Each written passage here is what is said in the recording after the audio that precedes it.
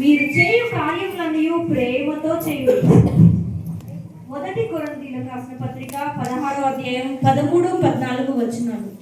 మన ప్రభువైన యేసుక్రీస్తునందు భయభక్తులు కలిగి విశ్వాసంతో ప్రార్థిస్తే మనకు అవసరమైనవి సమయానుకూలంగా మన యేసయ్య అనుగ్రహించుటకు సమర్థుడు. అంతేకాక ముఖ్యంగా యువకులైన వారు నడవవలసిన మార్గం, తమ జీవితాలను వెలుగుమయంగా మారడానికి కావలసిన ఆత్మశైర్యం మన దేవుడైన యేసయ్య ఇవ్వడానికి ఎల్లప్పుడూ సిద్ధంగా ఉంటాడు. అంతేకాక ఏదైనా ఒక జరగని విషయం దేవుడి సన్నిధిలో విశ్వాసంతో ప్రార్థిస్తే అడిగిన వాటికన్నా మనం ఊహించలేని గొప్ప ఆశీర్వాదాలు ఇవ్వటానికి మన యేసయ్య మన మీద ఉన్న కృపతో వాటిని మనకు అనుగ్రహించును. ఈ స్కిట్ ద్వారా విశ్వాసంతో ప్రార్థిస్తే మనకు కలిగే ఆశీర్వాదాలు, ఆ విశ్వాసాన్ని పోగొట్టడానికి సాతాను చేసే ప్రయత్నాల గురించి చెప్పే ఒక చిన్న ఉదాహరణ.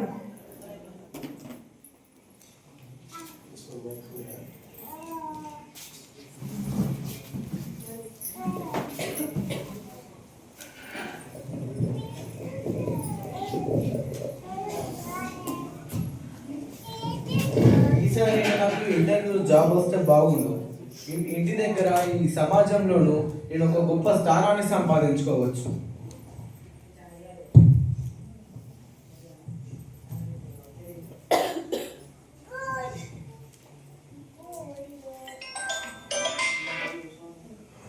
రాజ్ కుమార్, ఇంటర్వ్యూకి వెళ్ళావా? వెళ్ళానమ్మా. జాగ్రత్తరా, ఈసారైనా నీవు జాబ్ తెచ్చుకో. ఎన్ని రోజులను నాన్న మనల్ని పోషిస్తాడు? అదేనమ్మా, నేను ట్రై చేస్తున్నాను. ఈసారి జాబ్ ఎలాగైనా నాకే వచ్చేలా నేను ప్రయత్నిస్తానమ్మా. ఈసారి కంపల్సరీ జాబ్ తెచ్చుకోరా నాన్న. ఓకేనమ్మా.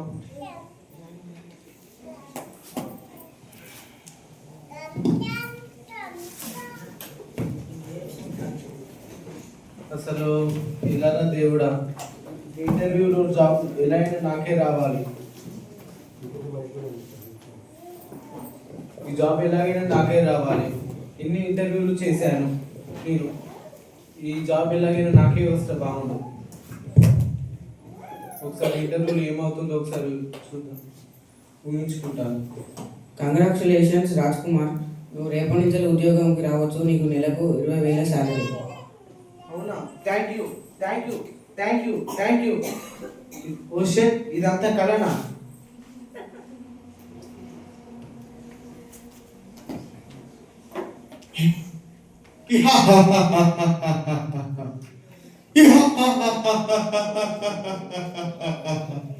రాజ్ కుమార్, రాజ్ కుమార్. ఎవరది? నేనే రాజ్ కుమార్. నేను నీకు కనబడను, కేవలం వినబడతాను మాత్రమే. ముందు విను. ఇందాక నీకు వచ్చిన కళ నేను విసిరిన వల. కళ ప్లస్ వల ఫిజికల్. ఇంతకుముందు నీకు వచ్చిన ఇంటర్వ్యూ సీన్. ఎండనక వాననక తిండి తిప్పలు మానుతూ నువ్వు ఉద్యోగాలకు తిరుగుతున్నావే. అయ్యో పాపమని నీ గురించి నేను తెలుసుకొని నీ కోసం వచ్చాను. నీకంటూ నేను ఉన్నాను.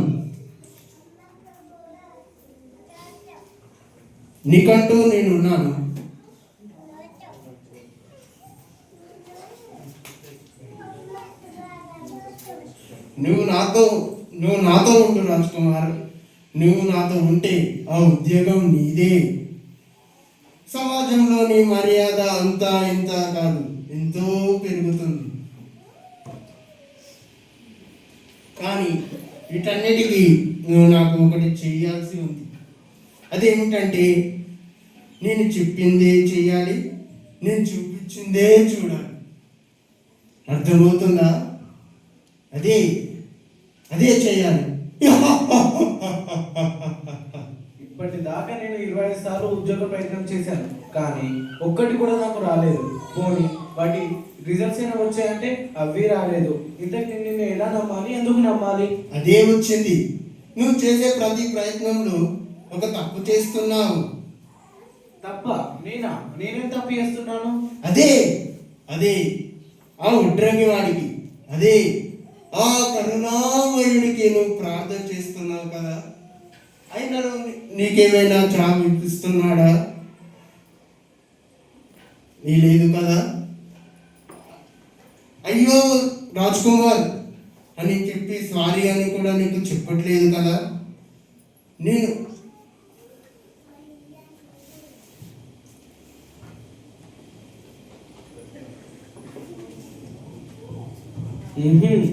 అలానా? అయితే సరే, ఇప్పుడు నువ్వు నాకు సాయం చేస్తా అంటున్నావు, కానీ దీని ద్వారా నీకు వచ్చే లాభం ఏమిటి? ఇందాక చెప్పాను కదా, నువ్వు నా చేతులు నువ్వు నా చేతులు ఖడ్గం వలె మారాలి. నేను వేసే బాణం వలె నువ్వు మారాలి. ఎందుకంటే ఇక్కడున్న చాలా ప్రజలు నా మీద మోపుతున్న చెడు ప్రచారం వల్ల నా మంచితనం వీళ్ళు నమ్మలేకపోతున్నారు. ఎందుకంటే నేను వాళ్ళకు కనబడను, నీకే వినబడతాను.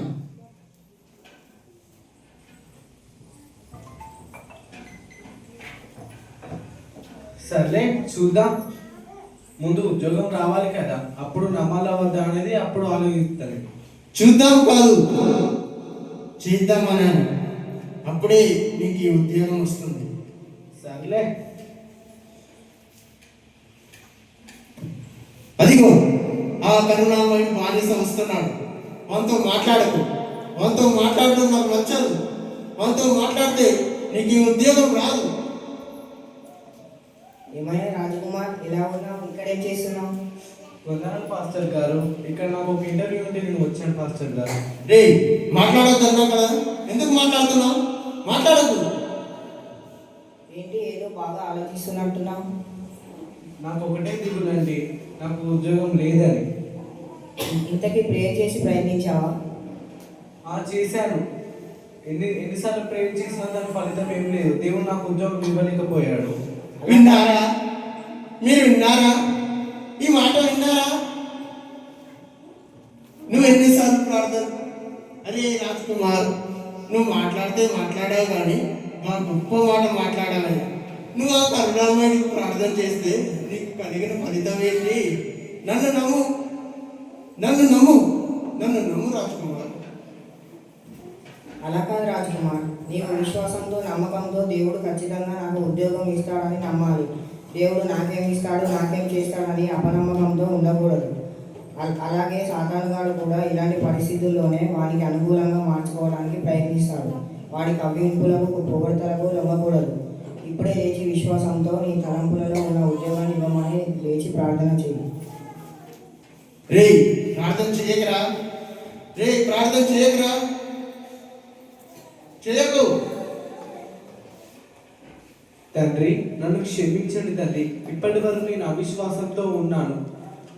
నేను చేసిన ప్రయత్నాలన్నింటిని బట్టి, చేయబోయే ప్రయత్నాలను బట్టి నైనా నాకు ఒక గొప్ప ఉద్యోగాన్ని మీరే నాకు ఇవ్వండి తండ్రి. నా కుటుంబాన్ని పోషించుకోగల సామర్థ్యం గల ఉద్యోగాన్ని నాకు ప్రసాదించండి తండ్రి. ఆమేన్. సరే రాజకుమార్, నేను వెళ్తాను. ఇక నువ్వు ఇంటర్వ్యూ అటెంప్ట్ చేయి.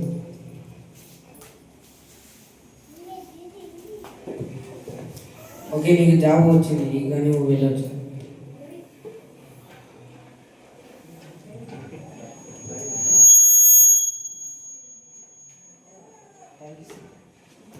Thank you sir, thank you. ఏమైంది ఇంటర్వ్యూ? అది ఓకే అయింది. నెలకి 20,000 salary. Okay, congrats. Thank you.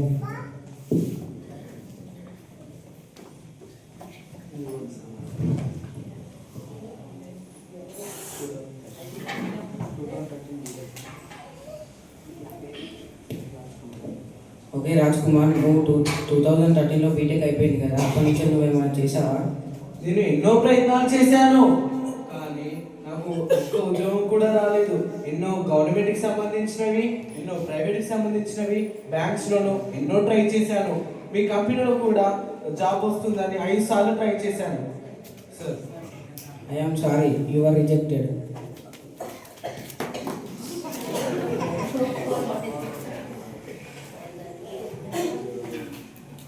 ఇప్పుడు ఏమైంది చూసావా? ఇప్పుడు ఏమైంది? నేను చెప్పి నా బానిసతో మాట్లాడొద్దని, ఆ కరుణామయుడిని యేసుకు ప్రార్థన చేయగని చెప్పాను. ఇప్పుడు ఏమైంది? ఏమైనా ఫలితం వచ్చిందా? నీలాగా ఇక్కడ ఉన్న వాళ్ళందరికీ చెప్పాను, నీకు చెప్పాను. వాళ్ళు ఎవరూ వినలేదు. చివరికి నువ్వు కూడా వినలేదు రాజ్ కుమార్. నా మాట విను. నీ శరీరాన్ని నూతనంగా చేస్తాను. నీకు ఒక్క ముసలి వెంట్రుక కూడా రాకుండా చేస్తాను. నీకు లక్షలు కలుగజేసే ఉద్యోగాన్ని ఇప్పిస్తాను. నీ ఇంటి నిండా బంగారం, నీ ఒంటి నిండా బంగారం, నీ ఇంటి నిండా ధనంతో నింపుతాను. నన్ను నమ్ము రాజ్ కుమార్, నన్ను నమ్ము. ఇదేంటి ఇది ఇలా జరిగింది? ఉద్యోగం కంపల్సరీ వస్తుంది అనుకుంటే అది కూడా నాకు రాలేదు. నాకేంటి ఇలా జరుగుతుంది?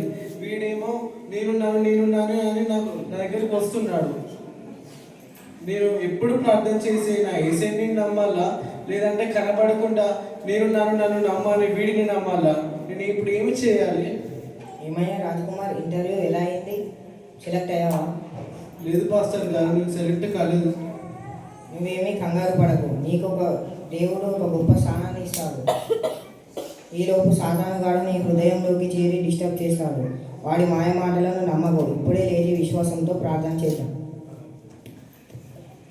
ప్రార్థన చేయకరా.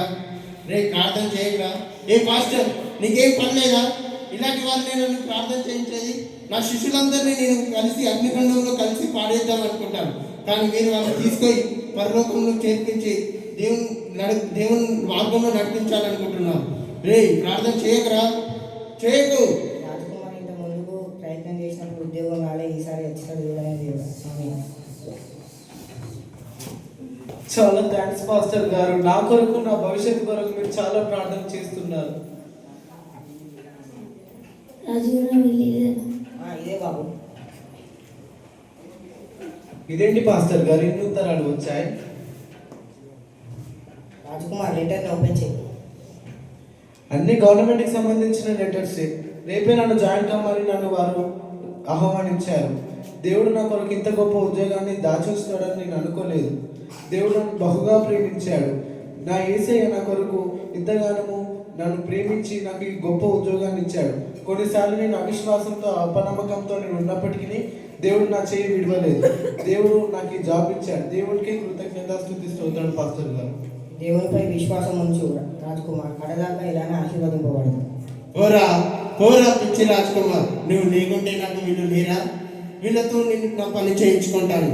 వీళ్ళు నా మాట వింటారు, ఆ మాట వినేలాగా చేస్తాను. కానీ ఎప్పటికైనా రాజకుమార్, నిన్ను మాత్రం విడిచిపెట్టను. నిన్ను ఎలాగైనా పట్టుకుంటాను. నువ్వు నా చేతులు ఆయుధంలాగా వాడుకుంటాను.